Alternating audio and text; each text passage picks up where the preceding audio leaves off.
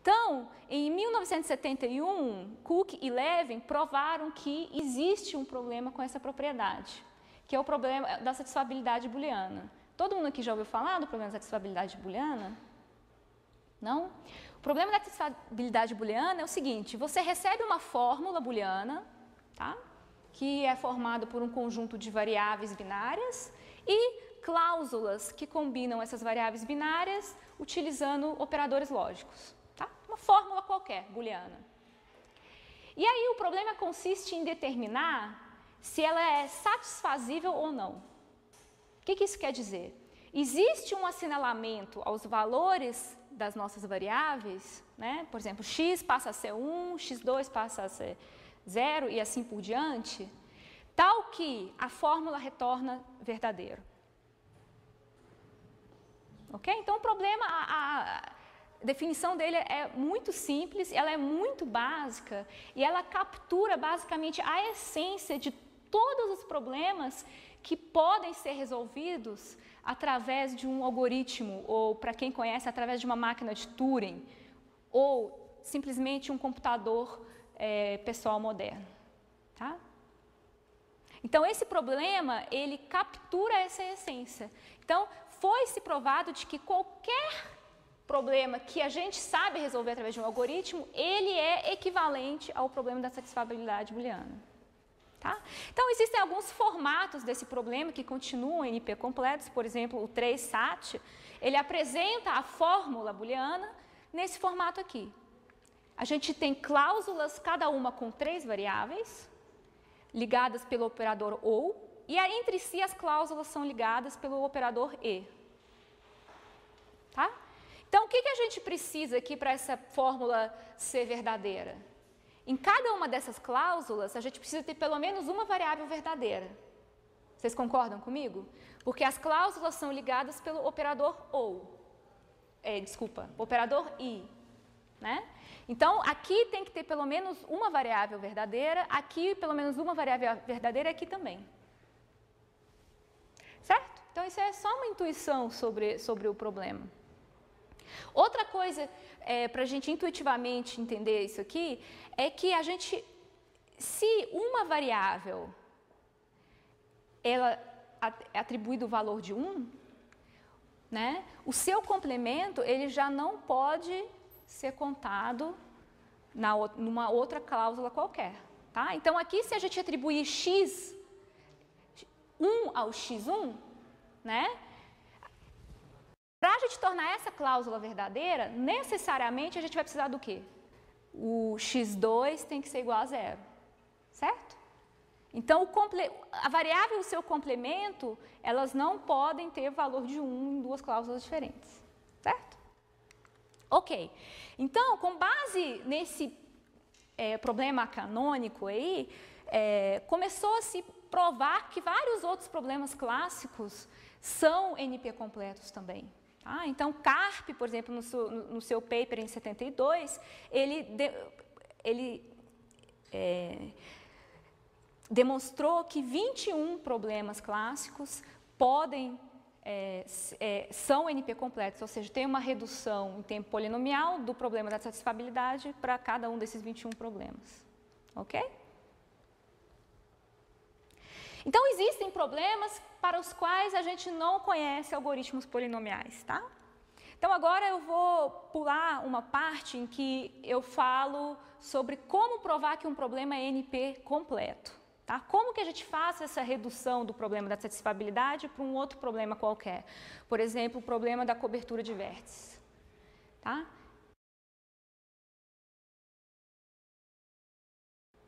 Então, dado que muitos problemas na vida real são problemas de otimização e a gente só conhece algoritmos exponenciais para resolvê-los, ou seja, instâncias que sejam grandes e que sejam relevantes na prática, simplesmente não podem ser resolvidos em 1 milhão de anos de computação.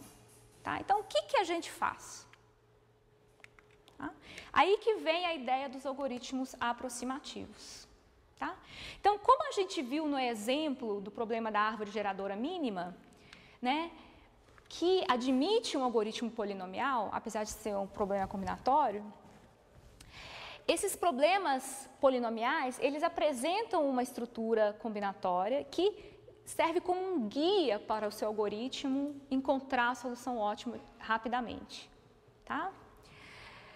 Só que os problemas que são NP difíceis não possuem essa estrutura, não possuem esse guia, tá? Então, o que essa área de algoritmos aproximativos descobriu? Ela descobriu que, tudo bem, existem problemas que não admitem, não tem essa estrutura combinatorial que leva à solução ótima. Mas, alguns desses problemas têm uma estrutura combinatorial que leva a soluções que são próximas do ótimo. Tá? Então, algumas classes de problemas NP completos podem ser aproximadas a um fator muito pequenininho. Então, a gente consegue chegar muito próximos do ótimo.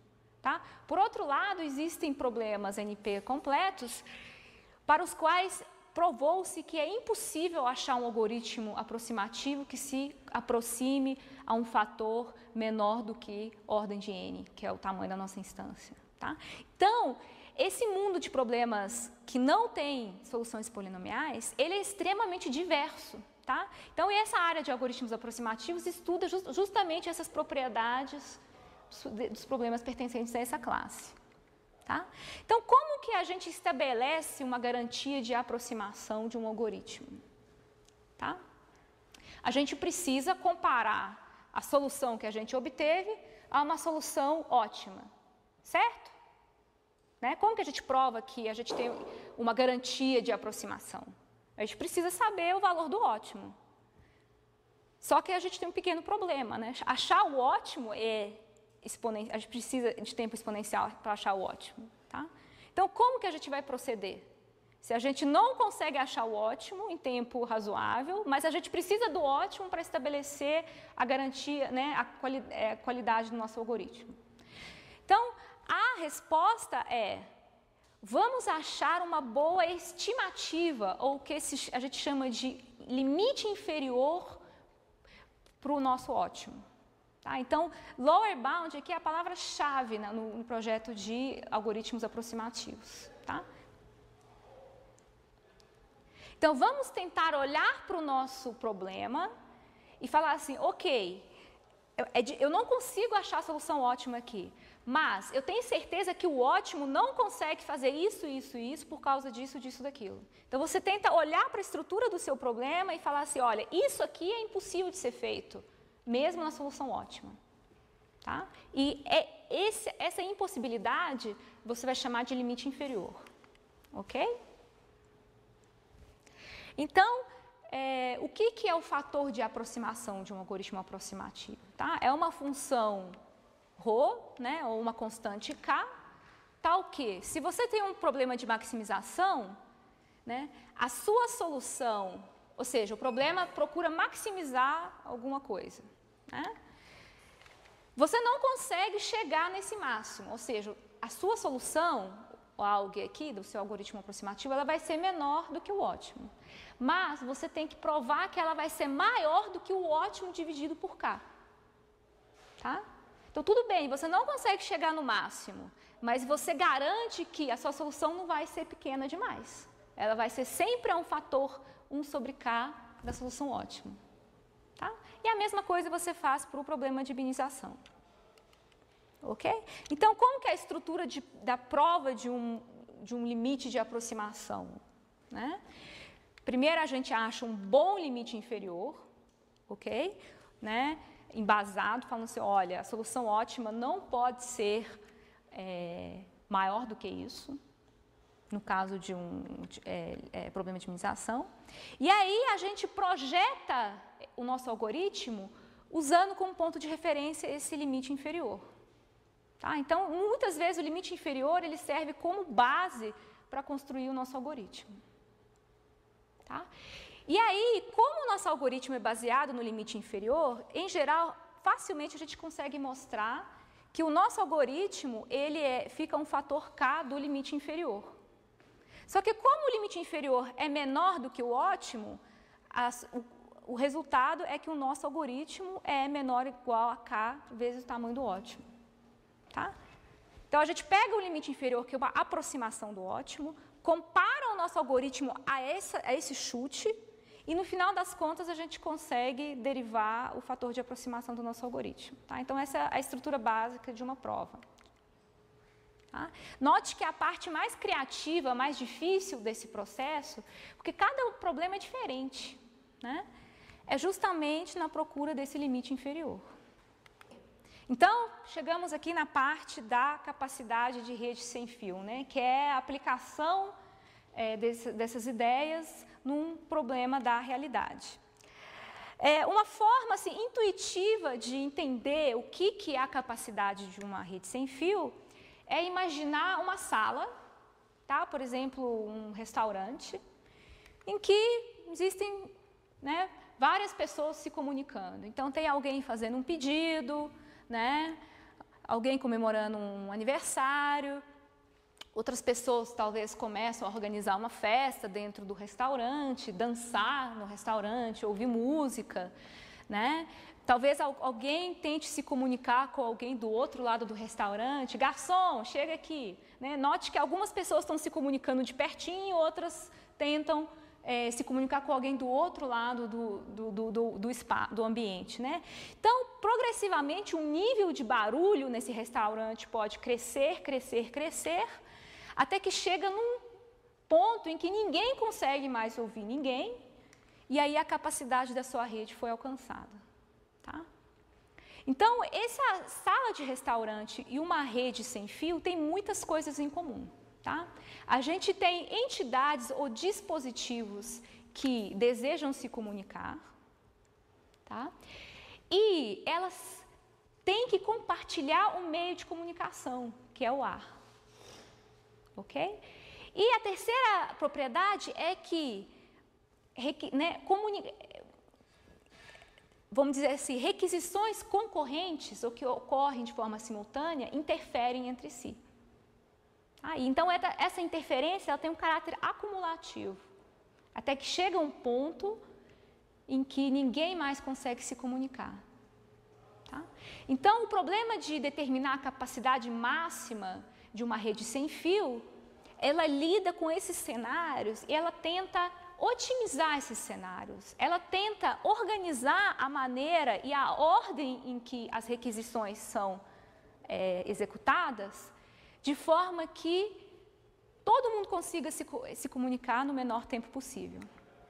Tá? Então, um dos problemas fundamentais de determinar a capacidade de uma rede sem fio é o problema de escalonamento de links ou requisições.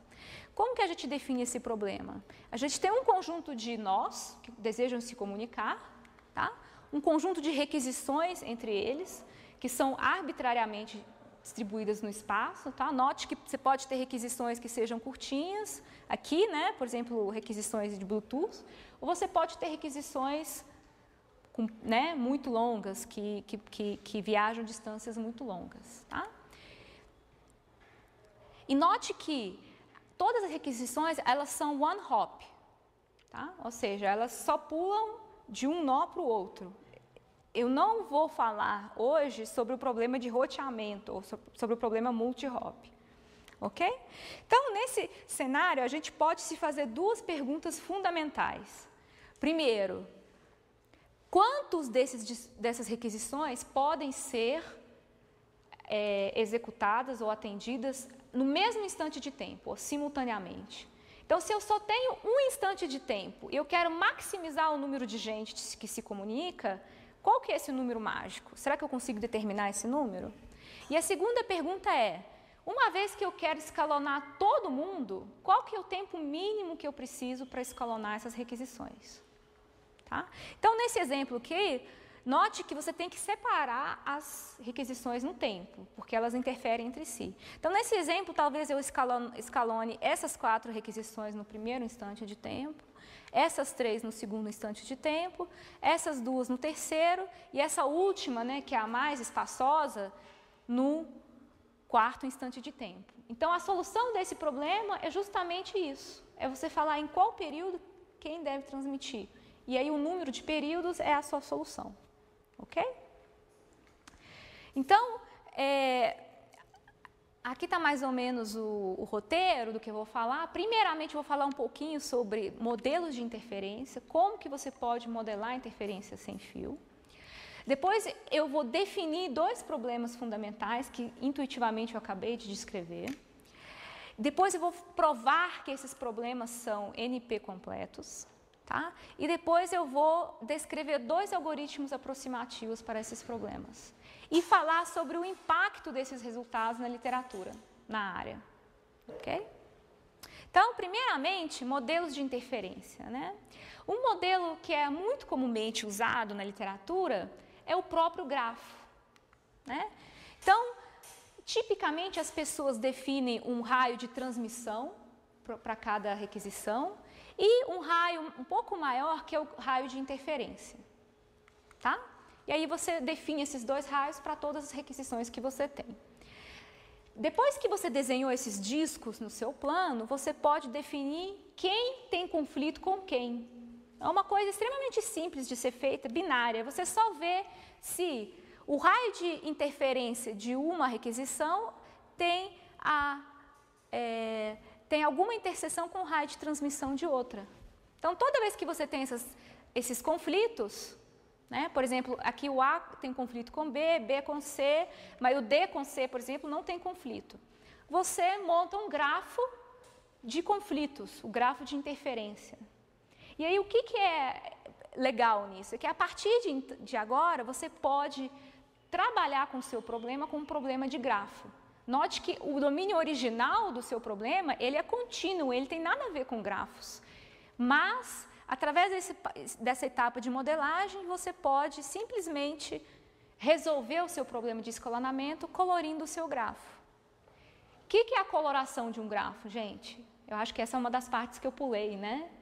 Você tem que atribuir a cada vértice do seu grafo uma cor, tá? Tal que nós, de mesma cor, não sejam ligados por uma aresta, tá? Então, cada cor tem que ser um conjunto independente no seu grafo, ou seja, não podem compartilhar nenhuma aresta, ok? Então, note que a cor vermelha aqui, dos nós D, B e F, esses nós não compartilham nenhuma aresta. Por isso, a gente tem uma coloração própria, ou seja, correta do grafo. Então, nesse caso, a gente precisou de 3 cores apenas para colorir o nosso grafo e resolver o nosso problema de escalonamento. Então, agora, no instante 1, a gente escalona todo mundo que é vermelho e a gente garante que não vai ter conflito entre eles, pelo menos de acordo com o nosso modelo, certo? Porque não tem interferência entre raios de transmissão de interferência desse cara com esse cara, ou desse cara com esse cara, ou esse cara com esse cara, né?